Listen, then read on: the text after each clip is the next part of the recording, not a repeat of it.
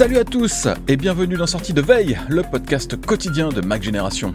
macOS Sonoma continue de dévoiler ses petits secrets, mais celui-là, on ne s'y attendait pas vraiment. Il se trouve qu'il existe un point commun entre Sonoma et Windows XP, mais oui, et c'est assez inattendu. On vous dit tout dans le Flash Info. En deuxième partie d'émission, vu qu'on est vendredi et que le week-end arrive enfin, retour sur les grosses infos de la semaine avec Christophe. On va surtout parler des nouveaux Mac évidemment, mais pas uniquement, alors rendez-vous dans quelques minutes. Nous sommes le vendredi 16 juin, voici les actus qu'il ne fallait pas manquer ce matin.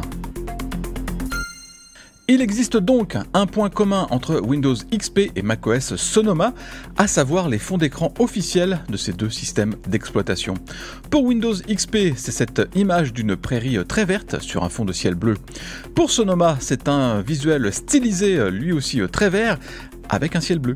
Il se trouve que la photo de Windows XP a été prise dans un domaine viticole dans le comté de Sonoma. C'est un paysage assez commun dans ce coin de Californie, c'est finalement assez logique que le fond d'écran du futur macOS a comme cette air de famille avec celui de Windows XP. Alors c'est plus une coïncidence qu'autre chose, on se doute qu'Apple n'a pas voulu rendre hommage à Windows XP, mais le fait est que quand on met les deux images côte à côte, il y a une ressemblance indéniable. Même si Apple l'avait voulu, le constructeur n'aurait de toute façon pas pu reprendre le fond d'écran de Windows vu que Microsoft en a acheté les droits en 2000. Tout ce qu'on peut espérer, c'est que Sonoma ait la même longévité que Windows XP qui est toujours utilisé aujourd'hui sur des tas de PC. Bon, en y réfléchissant, ce n'est peut-être pas quelque chose de souhaitable finalement. Le nouveau Mac Pro est à peine disponible que déjà Apple annonce un correctif logiciel pour un bug bien particulier. Cette mise à jour de macOS va corriger un problème avec les disques internes en SATA. Le système d'exploitation a la mauvaise habitude de les déconnecter sans prévenir. Dans le détail, la tour affiche une erreur d'éjection du disque et il faut redémarrer la machine pour retrouver ses volumes de stockage. On peut éviter le souci en désactivant la mise en veille automatique du Mac, mais malheureusement le bug intervient aussi quand on passe le Mac Pro en veille manuellement. Du coup, les utilisateurs de cet ordi qui se servent de disques SATA devront attendre le correctif pour retrouver un fonctionnement normal. Ok, ils ne doivent pas être très nombreux, surtout qu'il faut d'abord avoir acheté un support qui permet d'installer des disques SATA à l'intérieur de la bécane. Mais enfin bon, c'est plutôt bien de voir qu'Apple se préoccupe d'eux. Mac Génération est probablement le seul site web au monde à encore parler des app clips, ce qui fait donc de Sortie de Veille le seul podcast à en parler aussi.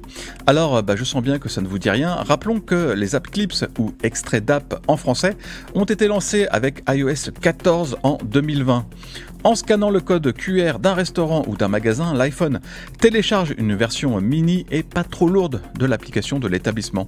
C'est pratique quand on n'a pas installé l'app officielle, mais malheureusement, à peu près personne n'a développé d'app clips. Depuis, chaque année, Apple essaye tant bien que mal de relancer l'intérêt autour de cette fonction et la dernière WWDC n'a pas dérogé à la règle. Cette fois, les app clips peuvent peser jusqu'à 50 mégas contre 15 mégas jusqu'à présent. Vous allez me dire que ce n'est pas une très bonne idée vu que le principe des app clips est d'afficher rapidement une mini-app sans trop tirer sur la connexion cellulaire. Mais justement, Apple n'autorise ces 50 mégas maximum que quand on lance l'app clip directement depuis Safari ou Messages. En scannant un code QR, donc quand on est en situation de mobilité, le téléchargement est toujours limité à 15 mégas. Est-ce que cette flexibilité nouvelle va attirer les développeurs en grand nombre ? Quelque chose me dit que non, mais on va continuer à suivre ça de près puisque personne ne le fait.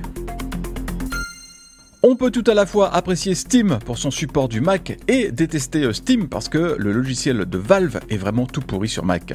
3 ans après le lancement de la transition vers Apple Silicon, Steam n'est d'ailleurs toujours pas optimisé pour les Mac M1 et M2.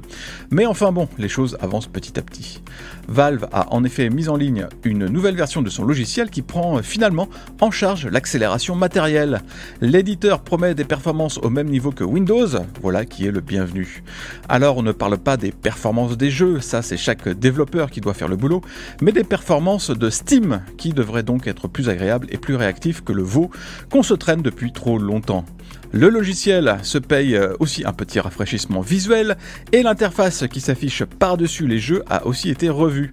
On pourra par exemple garder un guide dans un coin de l'écran pendant qu'on joue.